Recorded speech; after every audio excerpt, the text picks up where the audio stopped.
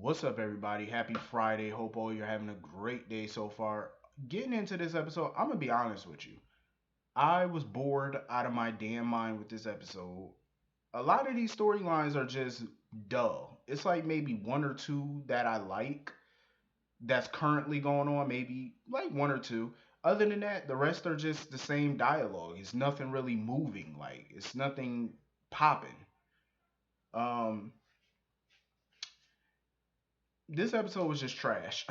Like I could just throw this whole episode away. I was just sitting here thinking, like, do I really? I was contemplating today. I was like, do I really want to review this episode? Because it wasn't really a whole lot to review with this episode because I just felt like it was pointless dialogue for the most part. It was like you're basically getting the same dialogue in this episode that you get in other episodes. It wasn't really nothing major going on. And some of it was predictable anyway. Like Kim, here's my thing about Kim. She treats Oscar like he's a toddler or something. Like she really acts like Oscar is 7 years old. The boy is 15.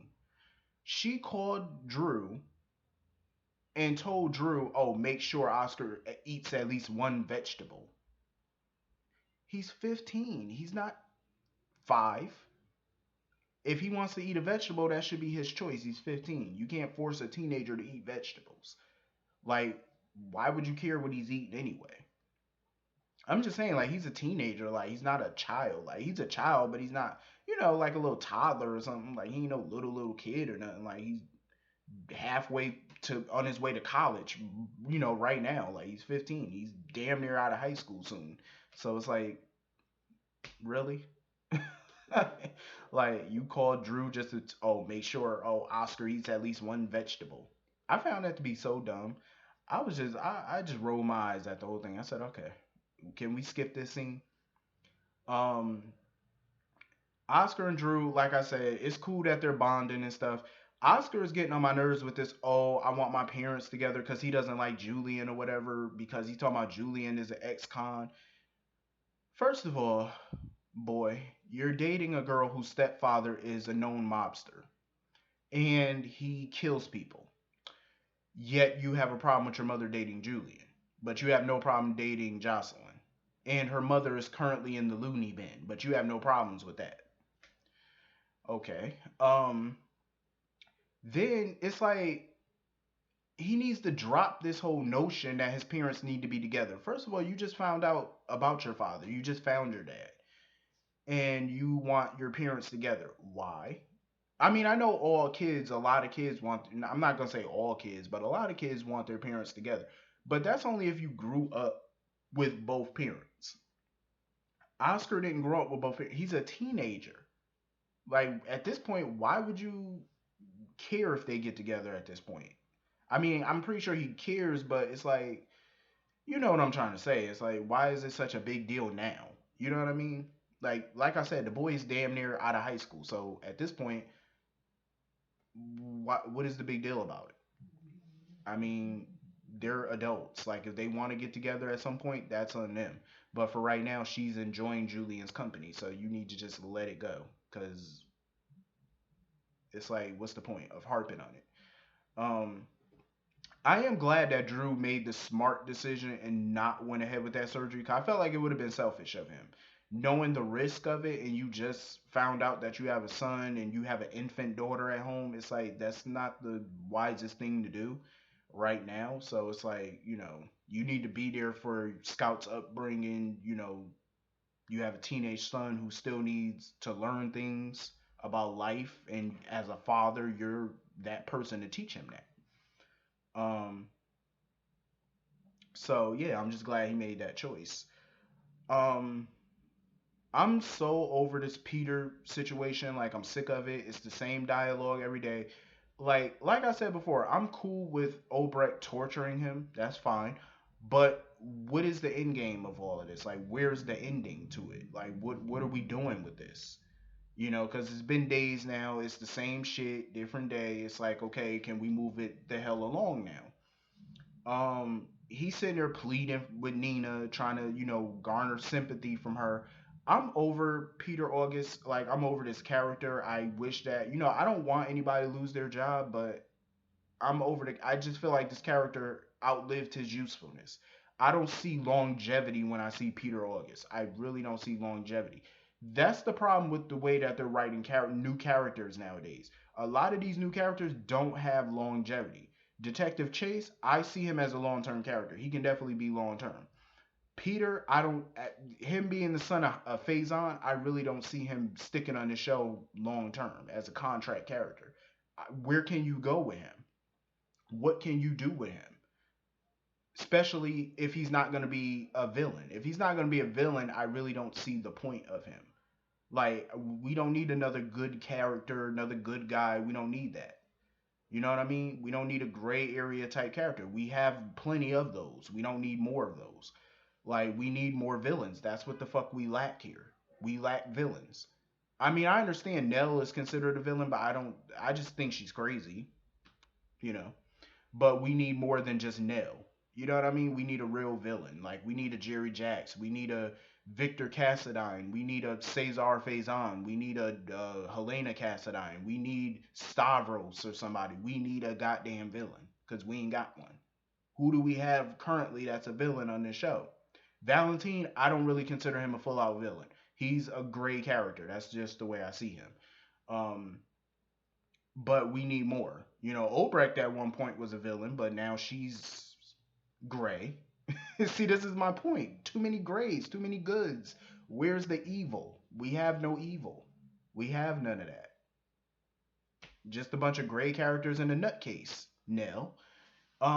Just we lack that villainous. You know, that real villain, man. We need it. That's what all shows need. You need a real protagonist. Like, you really need that. Um, Kim and Julian, they had a nice little scene camping and shit.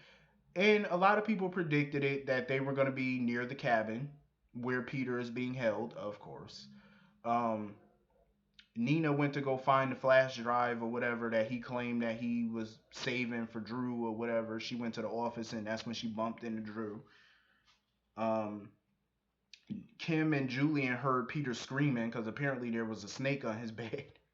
So they heard him screaming. Um, Carly, she's still in dire straits at this point.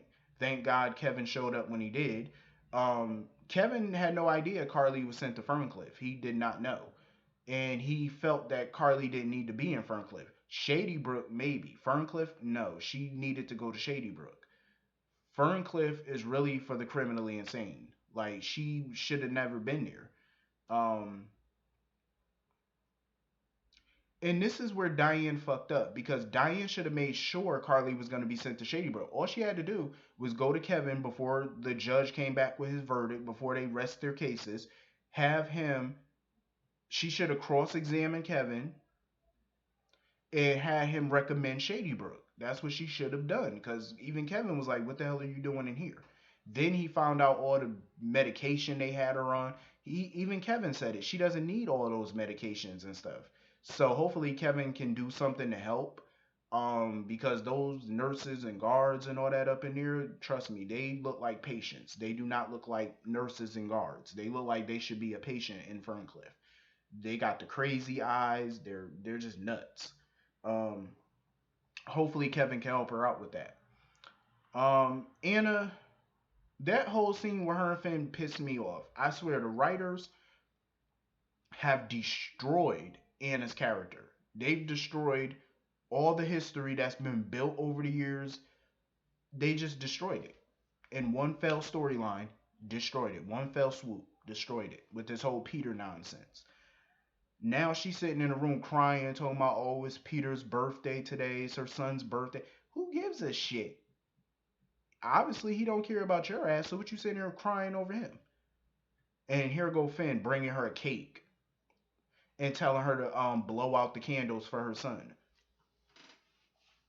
What type of foo-foo shit is this? What is this? You bring her a cake to blow out the candles for her son's birthday. The son of Faison, who called her a bitch, who hates her guts, who tried to kill her, and you're gonna sit there and blow out a candle for him? What the hell? All I can say is no freaking wonder.